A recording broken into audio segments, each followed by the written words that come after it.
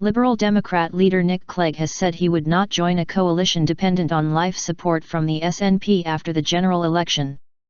Mr. Clegg told the Financial Times he totally ruled out any arrangements with Nicola Sturgeon's party in the event of a hung parliament.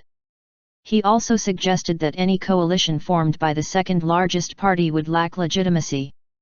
Labour has ruled out forming any coalition with the SNP. The Nationalist Party has also dismissed the prospect of a coalition but has offered to work with Ed Miliband's party on an informal basis to keep the Conservatives out of government. In other election news, Labour has highlighted a rise in income for English hospitals from private patients since 2010. UKIP leader Nigel Farage said he was receiving hospital treatment for back pain but was fit to see out the rest of the campaign.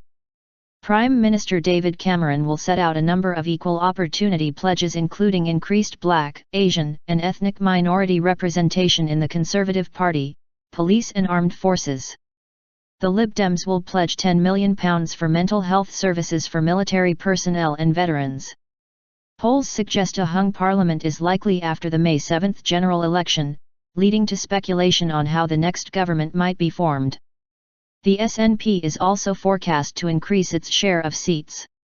BBC political correspondent Ben Wright said some Labour figures would see Mr. Clegg's comments as confirming their hunch that he would prefer to form another government with the Conservatives.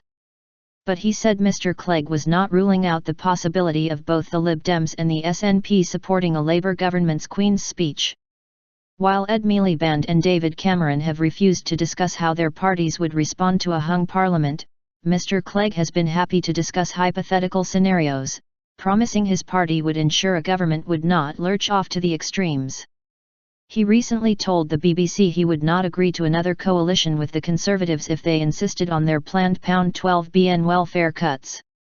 The Lib Dem leader has also previously ruled out a deal with both the SNP and UKIP. He told the Financial Times he had no meeting point with either party because UKIP wanted to withdraw from the EU and the SNP to pull our country to bits. He added, "I would never recommend to the Liberal Democrats that we help establish a government which is basically on a life support system, where, former SNP leader and parliamentary candidate, Alex Salmond could pull the plug anytime he wants. No, no, no." In the interview, the Deputy Prime Minister also confirmed he would talk to the party with the largest mandate first, and said people would question the birthright of what he called a coalition of the losers.